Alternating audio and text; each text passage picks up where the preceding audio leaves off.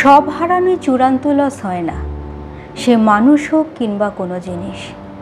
খেয়াল করলে দেখবেন প্রত্যেকের জীবনে এমন কিছু কিছু মানুষ বা কিছু জিনিস আছে যেগুলো হারালে আমাদের ক্ষতি বা অসুবিধা তো হয়ই না, বরং সেগুলো হারানোর জন্যই আমরা অপেক্ষা করে থাকি। দেখা যায় সেসব হারিয়ে আমাদের রাফ চলার পথটা অনেক স্মুথ হয়ে যায়।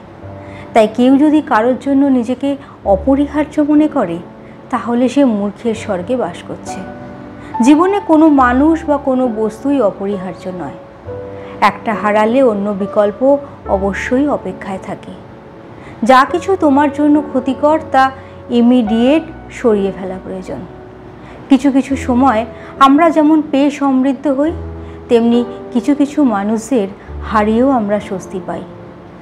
নষ্ট হয়ে যাওয়া জিনিসের মতো সেই সব ভুল আর বিষাক্ত মানুষদের জীবন থেকে ছেঁটে ফেলে দিতে হয়। সেই সব হারানো লস নয়, বরং তোমার জীবনে বিরাট অঙ্কের প্রফিট।